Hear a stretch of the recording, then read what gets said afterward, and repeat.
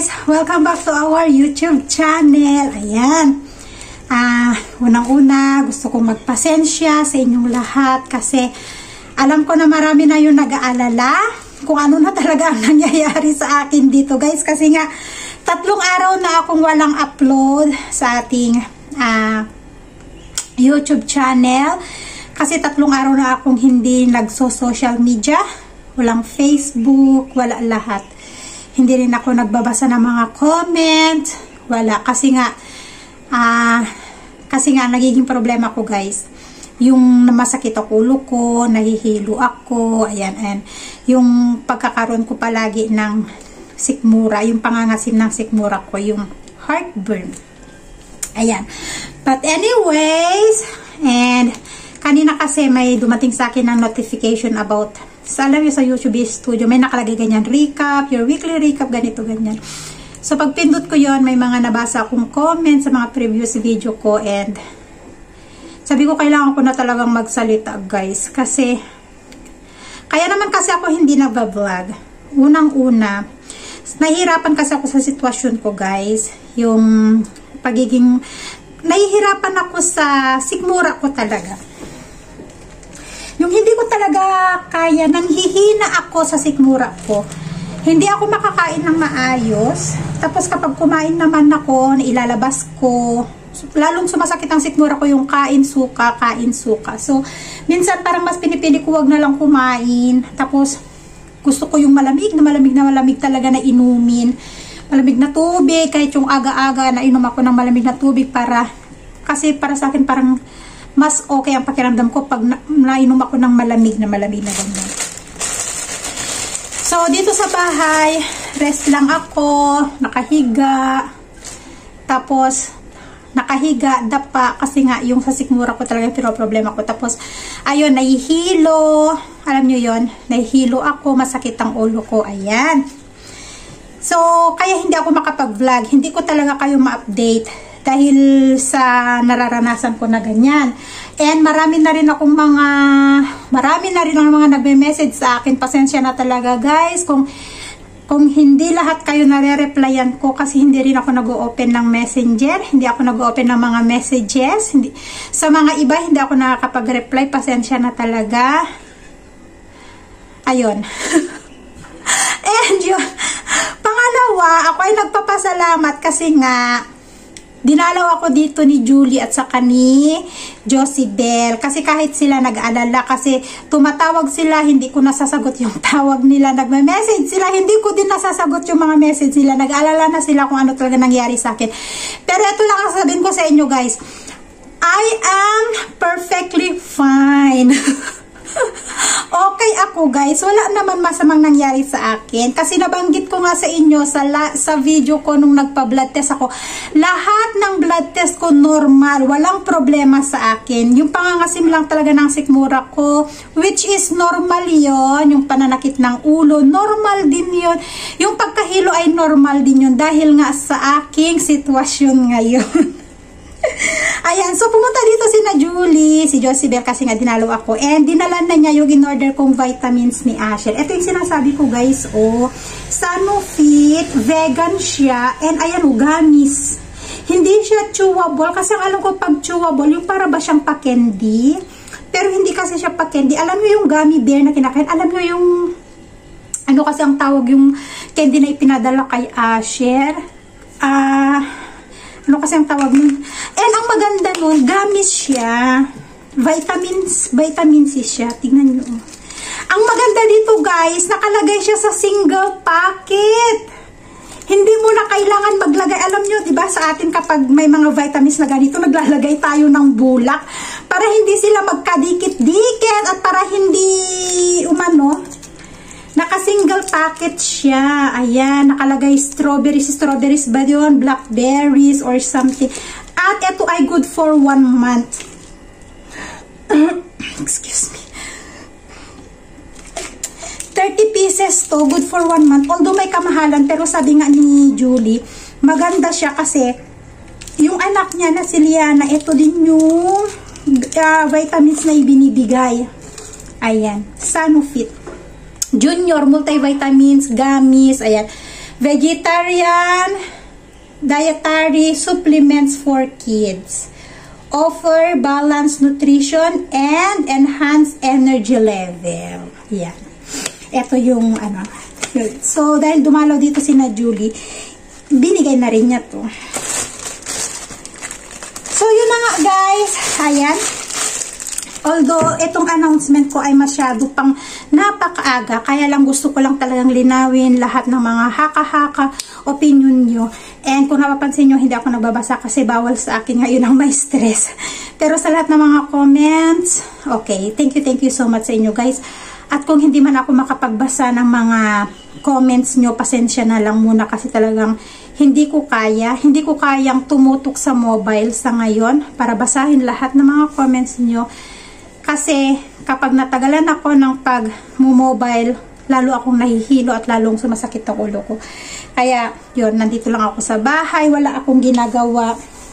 Minsan linis, upo, ganun. Kasi may time din na parang hihimatayin na ako. Alam nyo yung pagpapawisan ka ng malamig, tapos nandidilim na yung paningin mo.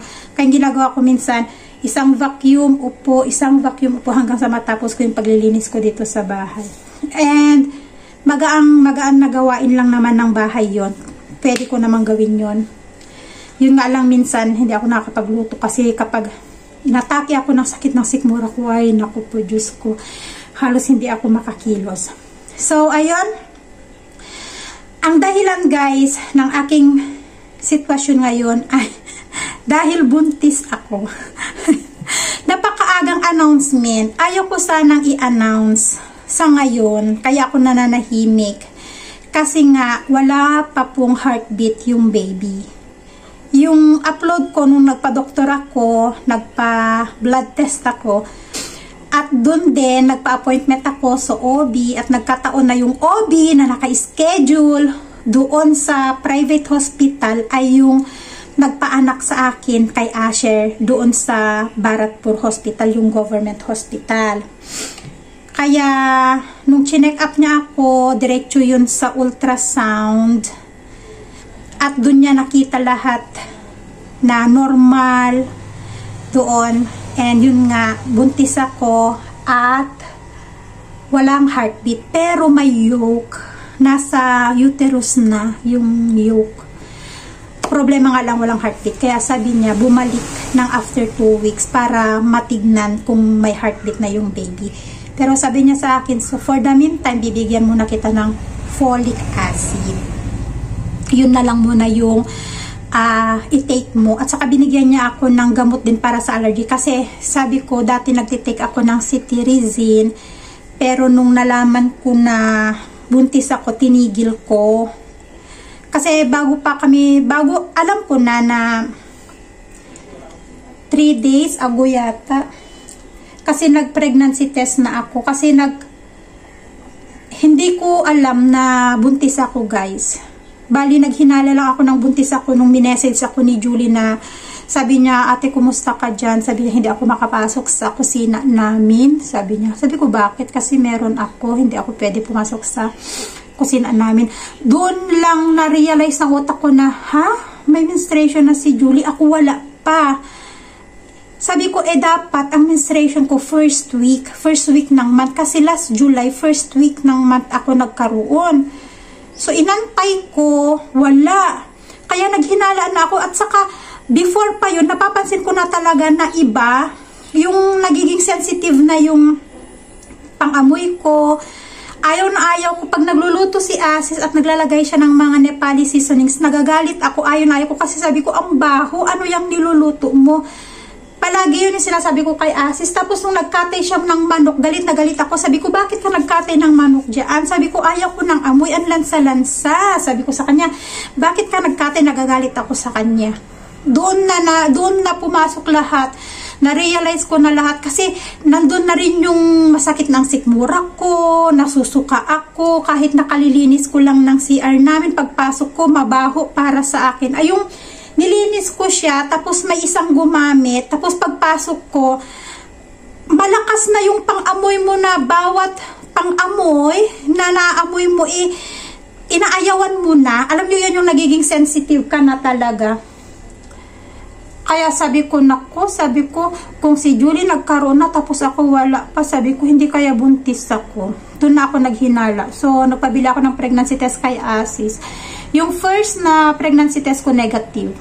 Sabi ko, negative. Kasi nabura ko na kasi yung may mga clips kasi ako dito nung nag-pregnancy test ako. Pero nabura ko yata kasi kailangan kong linisin yung aking mobile. So, sabi ko, wala, negative. Sabi ko, pero yung hinala ko talaga, imposible kasi delay na ako. Linggo na yung na-delay ko ng aking pagkakaroon. So, ang naisip ko na lang, nung nag-swimming kami nila Julie, nakasama si Rose, sabi ko, yung swimming na yun ay 10-11. At eksaktong 11 nagkaroon ako. Kaya sabi ko, ay Asis, bumili ka ulit ng pregnancy test. Sabi ko, magte-test ako after 2 days pagkatapos ng 11. So, August 13, nag-test ako. Ayun, nag-positive ako. Kaya nung paghatid namin kay Asher galing sa school, nagpa-appointment ako agad sa doktor kasi hindi ko alam kung ilang weeks. Kasi nga, before ko malaman na pregnant ako, nagtitake ako ng cetirizine. Alam niyo yun, yung pang-allergy. So, kaya tinanong ako ng doktor, kailan mo itinigil yung cetirizine? Sabi ko, 3 days ago, nung malaman ko na nag-positive nga ako. So, nung pumunta na kami dun sa doktor, ayun, kinausap niya ako, ganito, ganyan, marami siyang ipinagbawal, bed rest ka, maselan yung kalagayan mo ngayon, mababa yung mattress ko, bawal akong maglakad ng malayo, bawal akong mag-ride ng bicycle. Kaya yung bicycle, ibinalik ko na kinaama. Tapos, ayun nga, sabi niya, kailangan mong gawin itong mga test na to kasi 42 years old ka na. At sa edad mo, may posibilidad na meron kang kolesterol, mataas ang kolesterol mo, mataas ang blood sugar mo, ganon, marami. Kaya 6 na test yung ginawa sa akin, tapos yung thyroid ko. And yun nga yung video ko nung nakaraan. At pasalamat ako kasi lahat ng test ko normal. Kaya sabi ko sa OB ko, normal lahat ng test ko, baka pwede akong mag-normal sa delivery.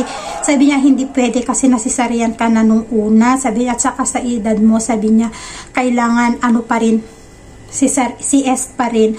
Kaya nga, sa September 9, pupunta kami sa center para kumuha ng yellow card. Yung yellow card na yun, guys, ay referral sa government hospital sa Bharatpur para kapag dumating yung time na yun, admit ako sa Bharatpur pa rin. Sabi ko, hindi ba pwede sa Tari kasi mas malapit ang Tari. Government hospital din yung dito sa may Tari. Pero sabi nila, yung referral na nanggaling dito sa center sa Bharatpur yun. Kapag ipinagpatuloy ko kasi yung check-up ko sa Aidan, sa private hospital, guys, mahal. Kasi nga yung nagastos namin doon ay nasa 8,000 na, diba? Eh, yung injection, kapag buntis ka, may injection, mahal yung injection na yon. Pero dito kasi sa center, libre lahat yan. Parang yung kay Asho dati. Libre ang folic, libre yung vitamin D, calcium. May calcium, may vitamin D din yata na ibinigay dati sa akin. Pero sa ngayon kasi dahil wala pang heartbeat yung baby, so folic acid lang muna para sa baby pa lang yung ibinigay. And yun nga. So yun guys, may mga nabasa kasi ako sa mga comment, may mga opinion na nagkakaganito ako dahil hindi kami okay na. Hindi iyon, hindi dahil hindi kami okay. Sa ngayon, kahit paano, okay na si Amat saka si Asis. Alam niyo yun, syempre, walang perfect na family. Alam niyo lahat yan, walang perfect na family. Kahit sa sariling nanay niyo pa yan, minsan meron at meron hindi pinagkakanawaan. So ganyan din dito, ganyan din sila. Hindi yun ang dahilan, guys. Ang dahilan kung bakit nangihina ako ng ganito, kung bakit sinisikmura ako ay dahil buntis ako. So, next week, naka-schedule ulit ako sa ating OB para doon makita. At yun nga, para malaman na rin kung may heartbeat na yung baby. Basta bahala na next week kung anong mangyayari. Pero, sabi nga ng doktor, kailangan kong mag-ingat kasi nga maselan. At yun yung dahilan, guys. Hindi ako nakakapag-video kasi hindi ko talaga kaya. Tingnan nyo naman yung itsura ko. Ayan yung itsura ko, namumutla ako. Pero kapag medyo okay naman yung pakiramdam ko, lumalabas, naglalakad-lakad ako dito lang sa harap ng bahay. papuntang tindahan, dito sa harap ng bahay, ganyan lang. Hindi ako pwedeng pumunta ng mag-ikot ng ganyan kasi baka mamaya bigla na naman akong pagpawisan ng malamig at pakiramdam ko himatayin ako, baka kung anong mangyari sa akin sa labas. Sikmura pa man din.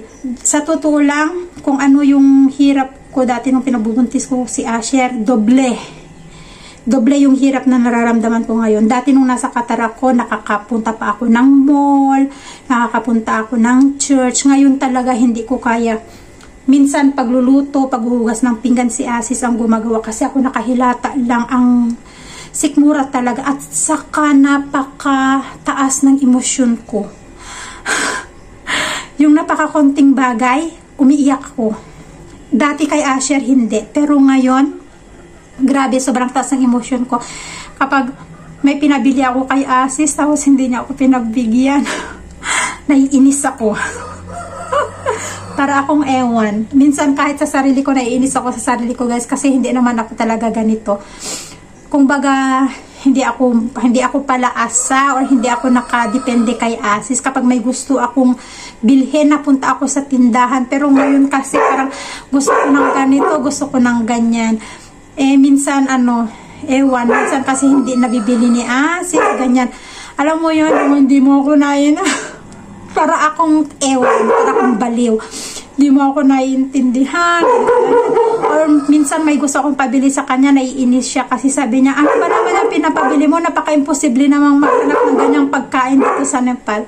Kasi minsan gusto ko ng dried fish, pero gusto ko yung sapsap. Ayaw ko ng ibang dried fish. Gusto ko lang talaga yung sapsap. Wala nga mabilhan ng sapsap. Wala nga mabilhan ng sapsap dito sa Nepal. Alam nyo yun, wala ding dried fish. Minsan yung dilis, ayaw ko nung dilis. Ang liit kasi tapos hindi siya maalat. So, yun guys, kung bakit man ako nagkaganito, walang ibang dahilan. Dahil ako ay buntis, 2 buwang buntis ako guys, and medyo maselan ang aking kalagayan ngayon, kaya hindi ako nag-vlog. Wala akong ino-open na kahit anong social media kung hindi man ako nakapag-reply sa mga message nyo sa akin. Pasensya na talaga guys. Sorry talaga. Sana maintindihan nyo yung sitwasyon ko ngayon. So, yun lang. And, ayun, kay Julia at kay Josibel, thank you so much, Bel, sa pagdalaw sa akin. May mga pasalubong sila. May prutas sila ibinigay sa akin. At, yun nga. Ay, eto. Yung vitamins ni Asher nga. So, yun guys, sana nalinawan kayo sa mga opinion nyo. And please, pray for me and for my second baby. Excited na rin si Asher, alam nyo ba? Excited na. At saka sinasabi ko kay Asher, meron ka ng baby brother. In-assume ko na baby brother kasi talagang sobrang sama ng pakiramdam ko. Mas malala pa kaysa nagkabuntis ko kay Asher. Kaya feeling ko ngayon lalaki ulit yung magiging kapatid ni Asher. And excited yung isa kasi magkakaroon na nga naman siya ng kalaro. Ganyan. So, ayun guys. Sana ipag-pray nyo ako sa kalusugan ko at saka yung magiging second baby namin. And yun nga, after nito, sabi nga namin, after nito, diretso Ligate na ako guys. Next year, kasi yung expected date ko, expected month ko ng aking delivery next year ay March. Pero wala pang date. Malalaman pa yan kapag pumunta kami sa center kasi sila yung magbibilang kung kailan yung expected delivery date ko. Pero sa ngayon, 2 months pregnant po ako, and yun ang dahilan kung bakit nananahimik ako ngayon sa aking social media. Pero anyway, thank you so much guys sa suporta nyo, sa lahat ng mga nag-message, sa lahat ng mga nag-alala sa akin, and syempre sa lahat, syempre alam ko naman na nag-iintay talaga kayo guys sa aking mga video. Thank you so much guys, and sana maintindihan nyo kung bakit walang video ngayon. Pero thank you so much talaga sa inyong lahat guys. Pasensya talaga, sorry talaga sa inyong lahat. So yun lang, masyado nang napahaba yung aking explanation. Kailangan ko nang pumunta sa barangay nito para mag-explain ng bonggang-bongga. Ayun. Pero kagaya na sabi ko guys, sa ngayon medyo okay ang pakiramdam ko. And kapag okay pa hanggang sa mga susunod na araw, ayan, mag-upload ulit tayo ng ating mga videos. So, sa ngayon, ito na lang muna, and maraming salamat sa inyo lahat. See you! God bless us all, everyone!